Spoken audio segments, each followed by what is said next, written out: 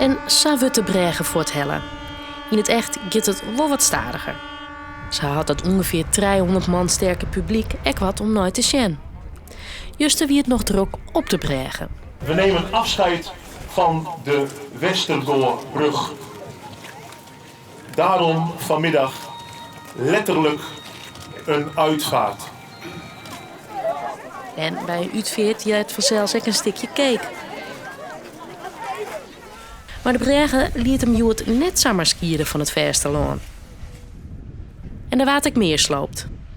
Maar dat is ook de bedoeling. De Westerdoorbreg is eigenlijk opstallig geworden door het onlust van het Richard Hageman aquaduct. De bregen kunnen oproemen worden en er kan een compleet nieuwe inrichting aan de westkant van Deinem online worden. Haast kan er nog een kink in de kabel doet tussen fietsers in route om de verkeerde kant van de stekken vervolgje worden. Maar rek dat waard oplost. Ja, uiteindelijk is het vrij vlot voor ons. Het wordt altijd lang als je niet te wachten dat het ding begint te vliegen. Maar het had inventariëring nodig gewoon. De gat moest er niet maken worden om de bevestiging goed om te brengen. Dat had even tijd nam.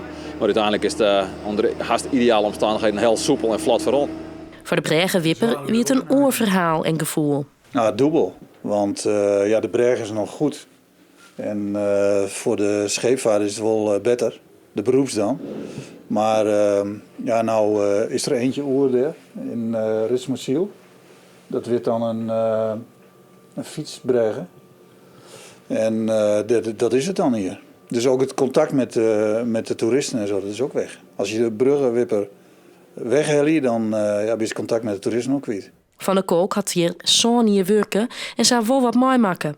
Hij zucht ook dat het aantal bregen en daarmee zijn oeren weer omrint. Er zijn wel oren bregen en in Simmer dan ben ik ook al op de Margrietsloes of die kanten op. Maar het wordt wel een beetje dreger, ja.